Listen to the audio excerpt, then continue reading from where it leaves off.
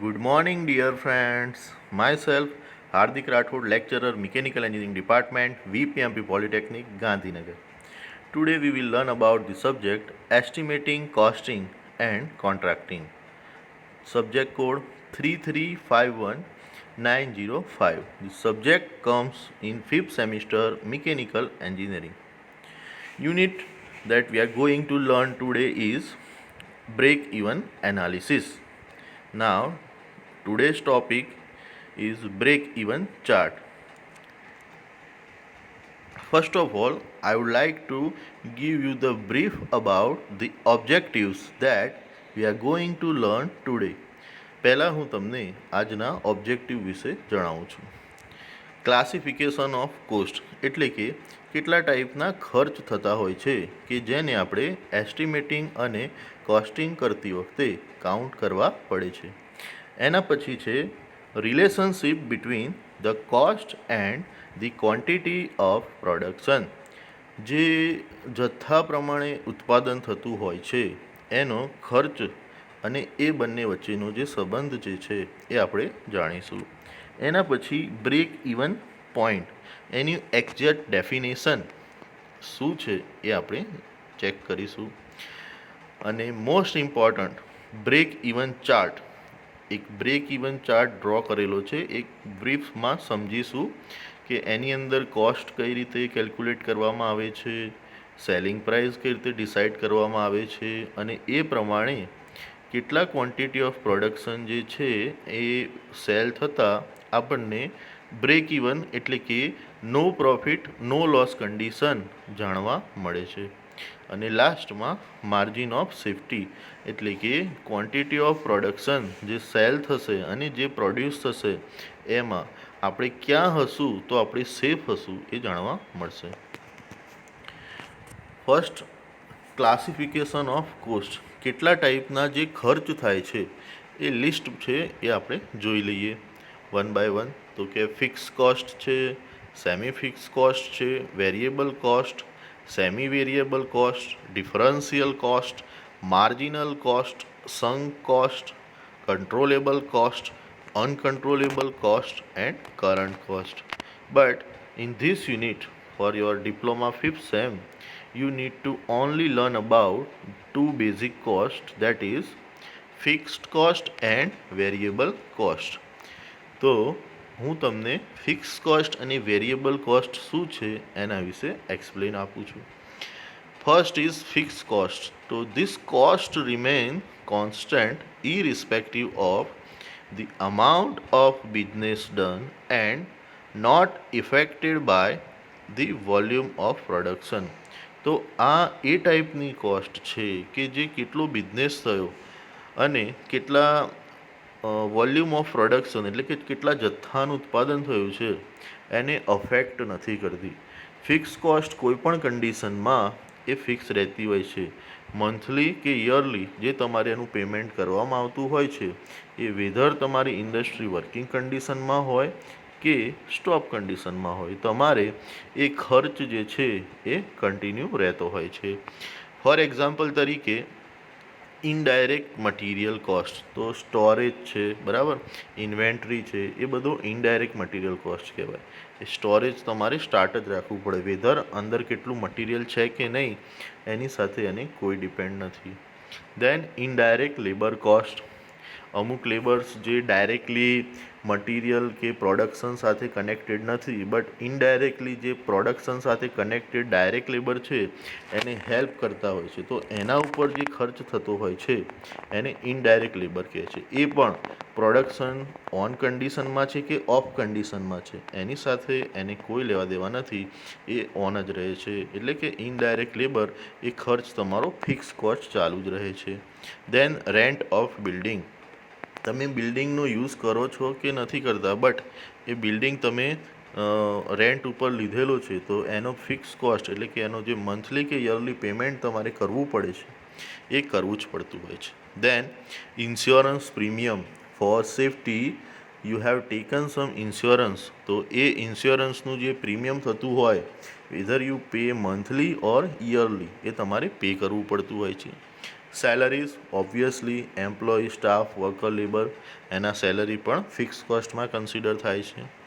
Then next cost is variable cost. This cost almost vary directly with the business done. Variable cost જે છે એ generally કેટલા amount of business છે એની સાથે connected છે. Like વધારે order મળ્યો હોય, વધુ જથ્થાના ઉત્પાદનનો ઓર્ડર મળ્યો હોય તો વધુ રો મટીરિયલ મંગાવવું પડે, વધારે લેબર્સ યુઝ કરવા પડે, વધારે મશીનરી યુઝ કરવી પડે, તો કોસ્ટ વધી જશે. For example, direct material, direct labour, then જેટલું વધારે ઉત્પાદન કરો એટલા મશીન વધારે, તો એટલું ઇલેક્ટ્રિસિટી વધારે યુઝ થાય, તો cost of power. Then storage, raw material વધુ મંગાવો તો એટલું સ્ટોર પણ વધારે કરવું પડે, તો સ્ટોરેજ કોસ્ટ પણ વધી જશે. દેન ઇન્કમ ટેક્સ, જેટલો તમારું પ્રોડક્શન હાઈ હશે એટલું તમારું ટર્નઓવર અને પ્રોફિટ હાઈ હશે તો તમારે ઇન્કમ ટેક્સ પણ એ પ્રમાણે વધુ આવશે, તો એ વેરિયેબલ કોસ્ટ કહેવાય. Now, next we will learn about the relationship between the cost and quantity of production. એટલે કે કેટલા જથ્થાના ઉત્પાદન પ્રમાણે ખર્ચ શું થાય છે એ બંને વચ્ચેનો સંબંધ. તો અહીંયા એક ગ્રાફ ક્લિયરલી ઇન્ડિકેટ કરે છે. એક્સ એક્સિસ ઉપર આપણે પ્રોડક્શનની ક્વોન્ટિટી બતાવેલી છે, જ્યારે વાય એક્સિસ ઉપર income and cost in rupees A indicate કરેલું છે. મીન્સ પ્રોપરલી તમે જો જોઈ શકો તો તમને ફિક્સ કોસ્ટ લાઇન એ ટુ ડી જે હોરિઝોન્ટલ લાઇન ડ્રો કરેલી છે એ ફિક્સ કોસ્ટ લાઇન છે. મતલબ અહીંયા સુધી તો તમારે ફિક્સ કોસ્ટ પ્રોડક્શન એક્ટિવિટીમાં થશે જ. એક ડેશ્ડ લાઇન તમને દેખાય છે O to N, that is variable cost line. હવે આ એવા ટાઈપની કોસ્ટ છે કે જે કેટલો બિઝનેસ અથવા કેટલા ક્વોન્ટિટી ઓફ પ્રોડક્શન તમે કરો છો એની સાથે ડિપેન્ડ કરે છે, બરાબર. પ્રોડક્શન વધુ એમ એની કોસ્ટ પણ વધુ, એટલે તમને એક ઇન્ક્રીમેન્ટલ લાઇન જોવા મળે છે કન્ટિન્યુઅસ વધતી. Then A to B, that is your total cost line, એ પણ તમને ઇન્ક્રીમેન્ટલ જોવા મળશે. તમે ધ્યાનથી જુઓ તો that is exactly parallel to the variable cost line. Fix cost અને વેરિયેબલ કોસ્ટ એનું સમેશન કરીશું, then we will get about total cost. હવે એ total cost A to B એને આપણે એક પ્રોપરલી ઇન્ક્રીમેન્ટલ લાઇનથી કટ કરીએ O to C. એ O to C કહેવાશે સેલિંગ પ્રાઇસ લાઇન. હવે એ સેલિંગ પ્રાઇસ લાઇન જે છે એ એ ટુ બી લાઇનને જ્યાં કટ કરે, જે પોઈન્ટ ઉપર કટ કરે એ પોઈન્ટ જે છે એ આપણો બ્રેક ઇવન પોઈન્ટ કહેવામાં આવશે. તમે એક્સ એક્સિસ ઉપર ધ્યાનથી જોશો તો Q1 દેખાશે બ્રેક ઇવન પોઈન્ટની એક્ઝેક્ટ બિલો એક્સ એક્સિસ ઉપર તમે જોશો તો Q1 means quantity of production 1. હવે એટલા ક્વોન્ટિટી ઓફ પ્રોડક્શન જો તમારું નંબર ઓફ યુનિટ જો તમારા સેલ થઈ ગયા, મતલબ કે તમે નો પ્રોફિટ નો લોસ કન્ડિશનમાં છો, કે ત્યાં તમારે પ્રોફિટ પણ નથી થતો અને લોસ પણ નથી થતો. હવે Q1 થી પ્લસ જેટલા પણ તમારા યુનિટ સેલ થશે એ બધો માર્જિન તમને પ્રોફિટ મળશે, તો Q2 સુધી એ જોવા મળે છે. હવે આગળ જોઈએ તો બ્રેક ઇવન પોઈન્ટની definition. Break even point is a graphical presentation of the relationship between the cost and income. Income in the sense sales and revenue. તમે સેલ કરો અને રેવન્યુ જનરેટ થાય એટ અ ગિવન ટાઈમ. તો break even point આપણે જેમ આગળ વાત કર્યો એમ એક ગ્રાફિકલ ડિવાઇસ છે to find break even point and potential of profit under the condition of variable cost and output production. So this is break even point. Now the most IMP thing, that is break even chart. Same x axis ઉપર quantity of production and sales, y axis ઉપર total cost and revenue. હવે અહીંયા તમે ધ્યાનથી જુઓ તો again fix cost line horizontal, variable cost line ને એ બંનેનું સમેશન એટલે કે ટોટલ કોસ્ટ લાઇન. આ ટોટલ કોસ્ટ લાઇનને સેલિંગ પ્રાઇસ એટલે કે ટોટલ સેલ્સ લાઇન જ્યાં કટ કરે છે એ પોઈન્ટ કહેવાશે બ્રેક ઇવન પોઈન્ટ. આ બ્રેક ઇવન પોઈન્ટ એટલે કે ત્યાંથી નીચે તમે જોશો તો એક નંબર દેખાય છે 3000. મતલબ તમારે ટોટલ 5000 પ્રોડ્યુસ કર્યા છે એને પર્ટિક્યુલર એની કોસ્ટ થઈ છે. એમાંથી 3000 તમે સેલ્સ કરશો, મતલબ you are on a break even, no profit અને નો લોસ કન્ડિશનમાં. 3000થી પ્લસ જેટલા પણ યુનિટ તમારા સેલ થાય છે દેટ ઇઝ યોર પ્રોફિટ. આ ચાર્ટ સિમ્પલી આ સમજાવે છે.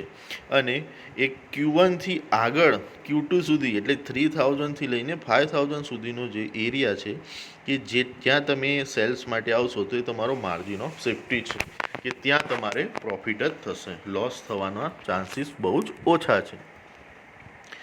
હવે ઓબ્વિયસ છે કે આ ચાર્ટ કન્સ્ટ્રક્ટ કર્યો આપણે તો એના એઝમ્પશન લીધા હશે, કેમ કે બધું તો ઓરિજિનલ પોસિબલ છે નહીં કે એવું થાય. તો એઝમ્પશન શું લીધા છે જોઈ લે one by one. It is assumed that cost can be classified into fix cost and variable cost only. See first જે આપણે જોયું ઓબ્જેક્ટિવ, એની અંદર classification of number of cost હતા, બટ મેં તમને કીધું એ પ્રમાણે આપણે ફિક્સ કોસ્ટ અને વેરિયેબલ કોસ્ટ જ લેવાનું છે. એટલે કે જેટલી પણ કોસ્ટ થાય છે એ બે જ કોસ્ટમાં કન્સિડર કરવામાં આવે છે. Either it will be a fix cost or it will be a variable cost. Then constant selling price is assumed. એક કોન્સ્ટન્ટ સેલિંગ પ્રાઇસ એઝ્યુમ કરવામાં આવે છે.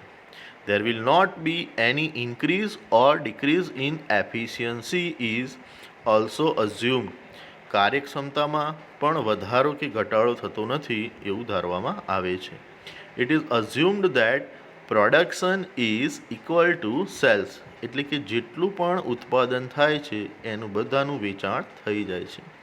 Then cost of production remaining is constant. જેટલો પણ ખર્ચ બાકી છે પ્રોડક્શનનો એ બધો કેવો છે? કોન્સ્ટન્ટ. જે પણ ટ્રાન્સફર કરવામાં આવે છે પ્રોડક્ટ એનો જે માર્કેટમાં પ્રાઇસ છે એ પણ નેગ્લેક્ટ કરવામાં આવે છે. જેટલા ક્વોન્ટિટી પ્રોડ્યુસ થાય છે એ બધા જ માર્કેટમાં વેચાઈ જાય છે. Quality of product and its price will be acceptable to the customer. તમે જે પ્રોડક્ટ બનાવ્યો છે એની ગુણવત્તા અને એનો જે ભાવ નક્કી કર્યો છે એ બંને વસ્તુ કસ્ટમર એટલે કે ગ્રાહકને સંતોષ અપાવે છે. તો આ અઝમ્પશન જે છે એ ધ્યાનમાં રાખવાના, પૂછાઈ શકે છે એક્ઝામમાં. Then last is margin of safety. હવે મેં તમને આગળના ચાર્ટમાં જે ઇન્ડિકેટ કર્યું Q1 Q2, હવે એના એક્ઝેક્ટલી નંબર આપેલા છે આ ચાર્ટની અંદર ફોર એક્ઝામ્પલ સમજવા માટે. નાવ Q2 means 500 and Q1 is a 400. So here margin of safety equation is Q2 minus Q1 upon Q1. So Q2 is 500, Q1 is 400. So it will be 500 minus 400 divided by 400. So 100 divided by 400.